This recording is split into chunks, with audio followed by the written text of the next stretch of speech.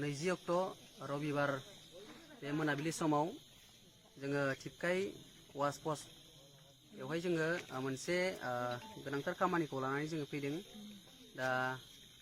दानि जितु हाबाफारि बेयो जोङो जोंनि टिपकाइ परबतझार दख'रा दुलाराय बर' फरायसा आफादनि सिङाव थानाय सांबान्दा गामिनि मुस्रि रबजय ब्रह्म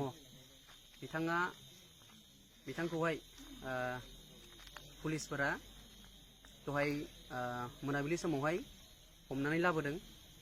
दा हमनानै लाबोनायनि उनाव बिथांमोनखौहाय टिपकाइ आउटपस्टआवहाय दोनफैदों। दा बे बाथ्राखौ लानानै सांबान्दा गामिजों लोगोसे ओनसोलाव थानाय गोबां रायजो राजाफोरा माखासे प्रटेस्ट खालामफैदों। दा बे बिथिङाव जोंबो टिपकाइ परबतझार दख'रा दुलाराय बर' फरायसा आफाद हिसाबै जोङो बेवहाय थानायाव फैदों, आउटपस्टआव फैदों आरो जोङो रायलायफैदों जे बिथांखौ मा जाहोननि थाखाय हमदों, मानो हमदों, माबोरैयाव हमनाय जादों।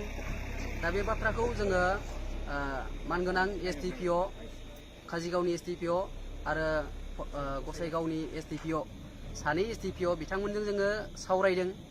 सावरायनायनि गेजेराव बिथांमोना माखासे एभिडेन्सनि खोथा बुंदों। जे बिथाङा माखासे जायफोर गोदानै जोनोम जानाय आफाद बे आफादजों लोब्बा दङ होननानै बुंदों। बिथांनि नामाव 4-5 सिम दं होननानै बुंदों बिथांमोननि खोथा। दा बे बिथिङावहाय जोङो सावरायनानै बुंदों जे सेरफांगुरियाव जानाय बायदि घटनाया बेवहाय जेन' फिन दाजाथों, जोङो टिपकाइ दख'रा हिसाबै जोङो बेखौ खावलायदों आरो मानसिखौ जेन' दाउ अमाफोरबायदि बुनाय बिदि हेरेसमेन्ट दाजाथों, जोङो बे बाथ्राखौ बुंदों।